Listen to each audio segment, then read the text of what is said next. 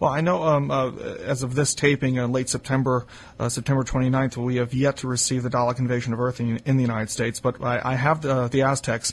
It's a magnificent story, and it was a great first story to come out from the Hartnell era, primarily because of the fact that it more or less, it kind of crystallized what Sidney Newman's vision of the series was in terms of entertaining and being informative without being boring, if you will.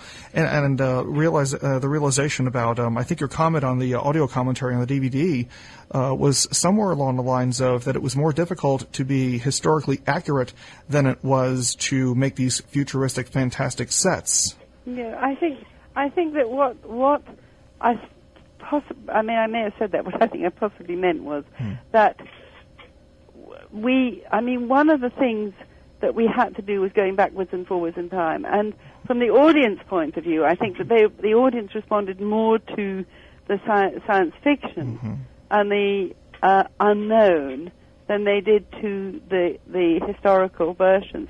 But what we did do, and really were very, very careful to do, was to be historically accurate within the historical versions, so that even though our people were there, which of course they weren't, they were the only historical inaccuracy. They couldn't change anything. True. They couldn't change anything major. I mean, history is history. Exactly. And that's one of the great things too about something like that, and that story is a sense of responsibility and accountability, and it was magnificent, especially as expressed by William Hartnell. Let's talk about the early days in those respects. First off, what was William Hartnell like as a person? Well, he was very, very committed to the character. He absolutely loved the character. He was a bit like the character in that he could be unpredictable and sometimes quite irascible. But at the same time, he was, very lovable. And I think that I felt, obviously I cast him, so for me he was the quintessential Doctor Who. But, and I thought he embodied a lot of what Sidney Newman wanted in that original character, which was the fact that he was quite avuncular, but at the same time he could be quite dangerous and quite childlike and irritable. And I think he did all those things. I mean, the nearest, for me, the second nearest to that was Tom Baker. Who, again, I thought had that sort of unpredictability and that slight craziness. I mean, it was slightly different, but it had some similarities. It's okay. We all know that Tom Baker has had a slight craziness at certain points in time. Well, I mean, that was good. Yes. That was good. Yes, ma'am. Yes, ma'am. It's always nice to have a childlike quality as well.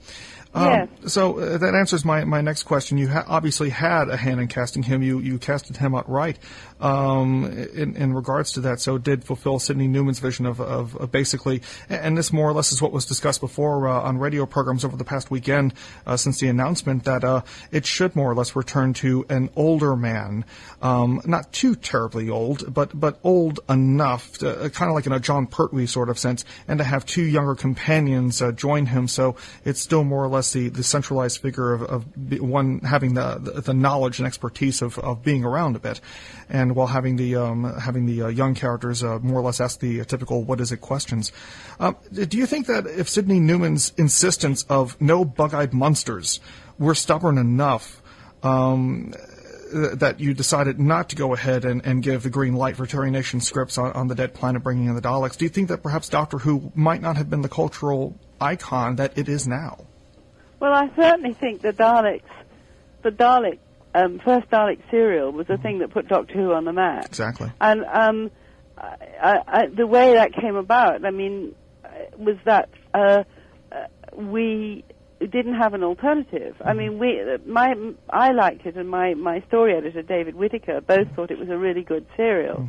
But Donald Wilson, who was our head of department, hated it, and indeed said to us, "Oh, well, this is awful. Haven't you got something else?" And we didn't have something else. So we had to go ahead with it. And to give him his due, he said to me afterwards, well, clearly you know more about this than me. I'm not going to interfere anymore. But I mean, that was the thing that catapulted it into, I suppose, the nation's consciousness. Indeed. Yeah. And I mean, Sydney, would say to me, Verity, for heaven's sake, I told you no BEMs. And I would try to rationalize these poor creatures who had suffered a nuclear explosion and had become mutated and therefore had to have these cases around them in order to get around. Well, what I find most interesting, you mentioned etched into the subconsciousness of the British, in the respects that that one particular scene from the Dalek invasion of Earth, where the Daleks are crossing London Bridge. Oh, that was wonderful! I loved that. Yes, and also I loved the Dalek coming out of the Thames. That's right, at the end of part 1. Yes, that was frightening as well, especially to one who was in his mid-20s to see that episode for the first time. But just to imagine what it must have been like for a young child to see that happen. But I find that amazing. I get a lot of letters, mostly from parents. Really? Yes. Interesting. Oh, yes. Oh, gosh, yes. Lots of letters complaining. How was that in terms of the reaction of the audience? Because obviously children love to be scared. Yes, well, that's what I used to tell the parents.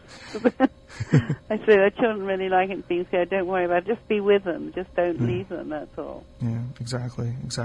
Well, I know you mentioned earlier you did the audio commentary for the DVD release of the Aztecs and for the Dalek invasion of Earth. Yeah. What were your impressions of the vidfire restoration process?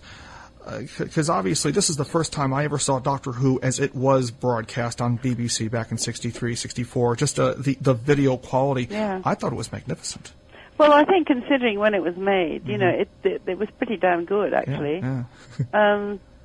Yeah. Really impressive. The thing is, it was so good you can see also all the sort of bits you don't want to see. This is true. I mean, we had the sort of we had a budget of £2,000 an episode. If you can imagine, well, that's £2,000. That's what, $4,500. That's right.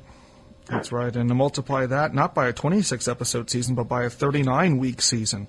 Well, we did a 48-week series season. We had 4 weeks off from the first year. Wow, I can never see how anybody would have done a show like that on a concurrent basis. That would never be thinkable in this day and age, unless, of course, if it was a reality show that just dragged on. Yeah. I mean, it was interesting because we were in the studio every week, and we did it more or less live. I think we were allowed to edit the tape 5 times. That's right. You did mention about the fact that you probably had to go more than 5 times into the edit suite. And the fact also that I think... Well, the thing is, I never listened to that because we couldn't have done it. But we were supposed to. I mean, that was a limit. What you could have to... In those days, cutting the tape, you were allowed to cut the tape 5 times. And I suppose we did it about 10. I mean, we didn't do it very much. You couldn't do it a huge amount because you would never have got it ready in time. Exactly. And your comments about Sidney Newman saying that they were going to shoot in the state-of-the-art facility when in reality... Yes. I don't think I'd ever seen a studio that old. I went into it and I thought, what is this? Yeah. I think it's been knocked down a bit for a set of apartments now, I think it is. I have, sadly, yes. Yeah. I know you must have some great memories of the show, and I hate to sound redundant asking you all these Doctor Who questions, but considering the nature of the 40th anniversary and the fact that you've done so much for the show, you're still very much revered, well-loved by fans for your contribution to bringing this program on the air. If it weren't for you, we wouldn't be here. Obviously, you must have a ton of fond memories of the show. Is there anything you'd like to share with us that perhaps hasn't been shared before? Oh, heavens, that's really difficult because I've been interviewed so many times. I'm just trying to think. Well, I do have fond memories. I mean, I suppose, although I have told this story before, the day we all went down to rehearsal and saw the first Dalek, I was going to say costume, but it's not really a costume. Yeah. Anyway, we all wanted to get in it and go around in it, and all these adults wanted to jump into this Dalek and run around the rehearsal room. So I always felt then there might be something there that was appealing, that there was something about its shape and the way it looked.